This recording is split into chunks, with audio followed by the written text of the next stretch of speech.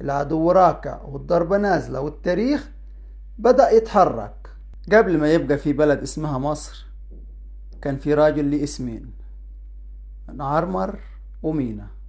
قبل 5000 سنة ما كانش في خريطة اسمها مصر، لكن كان في جنوب قوي وشمال غني، والنيل شاهد على صراع ملهوش نهاية.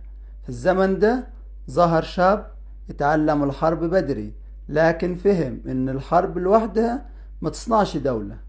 ملك اسمه نعرمر، والتاريخ هيعرفه بعدين باسم مينا. نارمر بدأ ملكه على الجنوب، لبس التاج الأبيض وسيطر، لكن طموحه ما وقفش عند حدود الصعيد.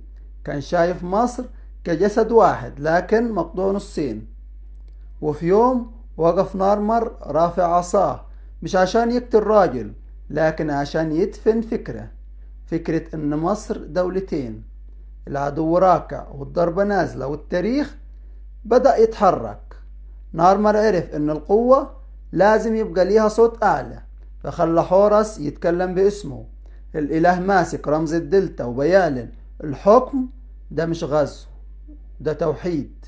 بعد النصر نعرمر ما اكتفاش بالجنوب، لكن لبس التاج الاحمر ومشى في موكب، ومن اللحظة دي اتولد لقب جديد، ملك مصر العليا والسفلى. وده الاسم اللي كل ملك بعده كان لازم يحمله.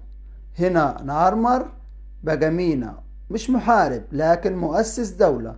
اختار مكان في قلب الأرض وبنى العاصمة الجديدة منف، عاصمة لا شمالية ولا جنوبية، مدينة مصر الموحدة. والقصة دي ما كانش ينفع تضيع، فاتنحتت لوحة من حجر، مش علشان تتعبد لكن عشان تشهد. لوحة بتحكي التاج الأبيض والتاج الأحمر، الضربة، الموكب، الاتحاد.